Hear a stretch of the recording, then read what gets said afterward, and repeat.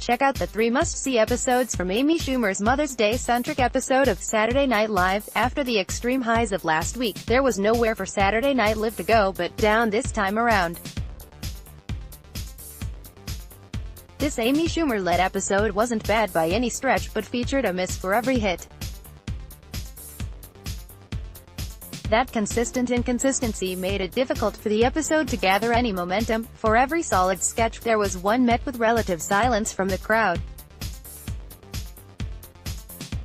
Not every sketch can be a winner, and sketch order has as much, if not more, to do with production practicality than comedic quality. But more than most installments in season 43, this was a Jekyll and Hyde episode. The best segments all centered on the same thing, Mother's Day.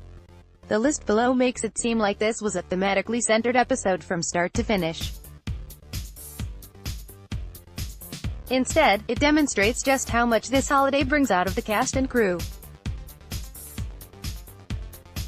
Not only did it bring out some surprisingly touching comedy, but it also brought out a huge cameo that will probably steal the post-show thunder from Schumer in the week leading up to the show's season finale. Mother's Day cold open. Pairing up SNL cast members with their mothers in this cold open leads to a lot of flub cues and mistimed line readings, but it literally doesn't matter. I'm a fan of any sketch in which we learn a little about what makes this cast tick.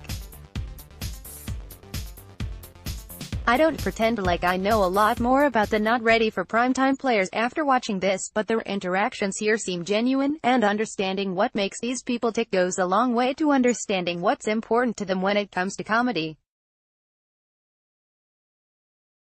Yes, the relationship between cast and audience is an illusion, but it's still interesting to catch a glimpse of what these people are like when not playing a character or hiding behind irony. Underneath these short pairings, the show addressed its controversial approach to the Trump administration, as several mothers condemned SNL for its political sketches this season. You could read this as the mothers simply saying lines for comedic effect. But it's equally possible to read this as the show owning up to a generational disconnect between the two demographics, one that even extends to the parents of the show's cast. I don't think either interpretation is incorrect, and trying to arrive at the right answer is beside the point. What's important is showing that even something like celebrating Mother's Day has become politicized, which makes this cold open one of the most subversive of the season. The day you were born. Totally savage, utterly unsparing, and ultimately extremely empathetic, this pre-taped sketch runs the gamut of moods.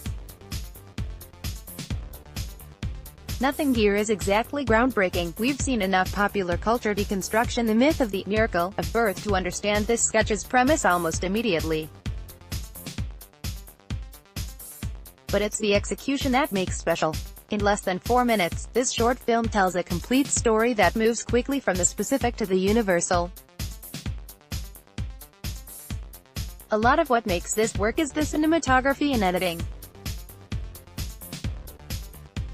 The rapid cuts between Schumer's mom lovingly telling her son about the day he was born and the reality of what unfolded land every time. But it's the contrast between the way the present and the past are lit that really lands, as it paints the present as an illusion that is sold to would-be parents. The messy, television-screened-lit living room is much more accurate than the immaculately sun-drenched bedroom that serves as the central set. On top of that, the sketch shows just how fundamentally useless many men are when it comes to child-rearing.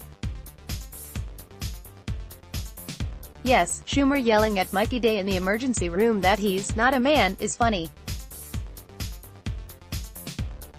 But showing him quickly going about his normal activities post-childbirth and leaving the everyday responsibilities of keeping that kid alive is downright damning. Without having to overtly underline its message, this sketch turns from satire to empathy and earns that transition. Weekend update: Michael J's stepmom. It hasn't been that long since McCarthy essentially took over SNL with her Sean Spicer impressions.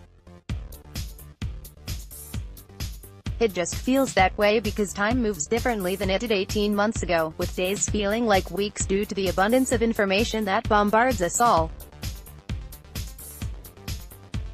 Having her back on now in some ways makes sense. Her new movie Life of the Party opened this weekend. Also, she's one of those actors that SNL always rolls the welcome mat out for, and in others doesn't. Why give this 6-minute segment to her when Schumer could have done it? The hows and whys ultimately don't matter. It went down this way, and the crowd absolutely ate it up. Now, saying Schumer could have played this role in no way implies that Schumer could have done this with the role, let's be clear. That's also not saying it would have been better or worse, but it absolutely would have been different. McCarthy has a specific skill in being absolutely sweet and utterly unpredictable at the same time. Her character is totally sympathetic to Michael J., and yet you can see Jay on edge the entire time over what curveball McCarthy might throw at him on live TV. Her improvisational ability makes her completely enthralling on SNL. It's not that she goes completely off script so much as she intuitively knows how to make an unplanned moment funnier, and watching Jay work to keep up with her resulted in one of his most focused performances of the year.